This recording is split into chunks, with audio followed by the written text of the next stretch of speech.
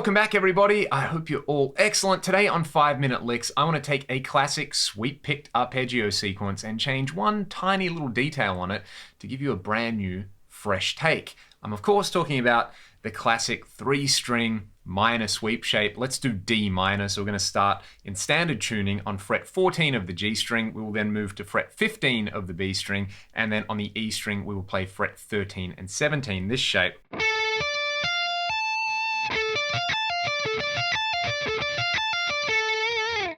Now, the way I normally play that is I use one continuous downstroke to sweep those first 3 notes. I'm then going to use an upstroke for the high note. I'm going to pull off, and then I'm going to continue that upstroke onto the B string. And that's the pattern. It's really important when you're practicing sweep picking to practice consistent picking. What a lot of people will do is they'll continue that upstroke onto the note on the G string, and then they'll try to go back down. That's probably the number one, I don't want to say error or wrong thing, but the number one like inefficiency when you're learning sweep picking. So really try to stick to that sweep pattern if you've never tried this before.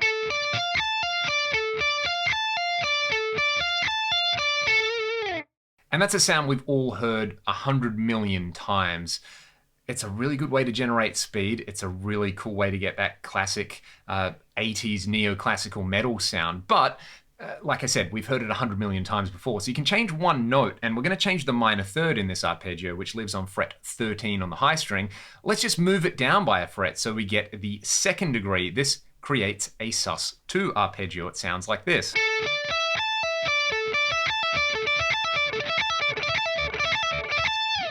That's really, really cool. If you also know the equivalence between sus2s and sus4s, you'll know that's a D sus2. Alternatively, if we look at A as the root note, it is an A sus4 arpeggio, which is pretty sweet, I think. Meaning we could start by playing like a D minor shape over a D minor chord, so this. Then we could move to A sus4, and we could play this shape.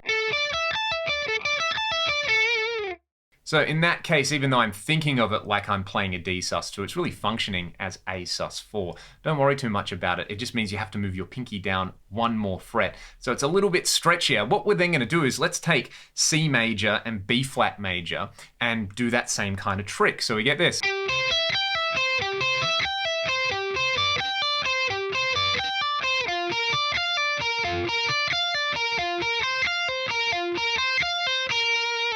Then let's take an A major arpeggio right here. So 9, 10, 9, and then up to 12 on the E. And let's just kind of scoot our pointer finger forwards a little bit so we catch the 4th degree rather than the major third. So this is an A sus4. Equivalently, it's another way to play D sus2. But I can move it down to that A major shape to finish everything off. So the ending.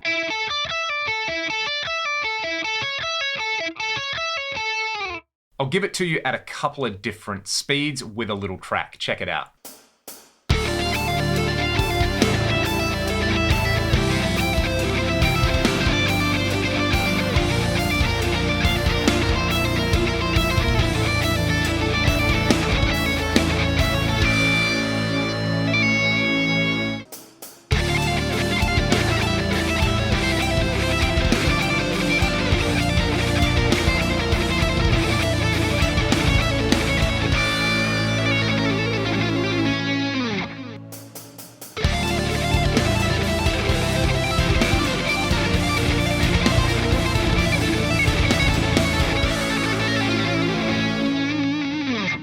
You will have noticed on the really fast example, I wasn't sweeping on the way back down. I was actually leaving out the 2 upstrokes there. So I was doing one continuous sweep down until I got to, say, fret 13 on the top string for that D minor shape. And then I was hammering on, pulling off, and then hammering on from nowhere. So I get this.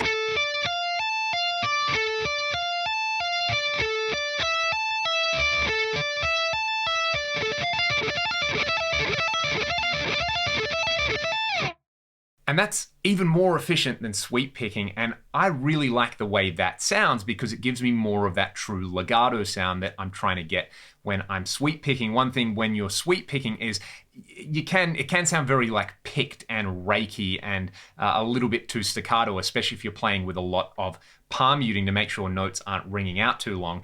Using this approach will give you that legato sound that I really love from arpeggios, and combined with those sus2 and sus4 arpeggios, I think it sounds really cool. It kind of gives you that Jason Becker Perpetual Burn solo album sound that he uses on a lot of things there. And if it's good enough for Jason, it's sure good enough for me, and probably good enough for the rest of us as well. So go and have some fun with those sus2 and sus4 shapes. They are a great way to basically do the same technique, but get a slightly less cliche sound out of your sweet picked arpeggios. Thanks so much for watching the video. If you want to support the channel, get the backing track and get the tab, you can sign up on my Patreon, which is linked in the video description. Alternatively, you can buy some of my band's music from the Bandcamp link in the video description as well. I'll see you next time. Stay excellent.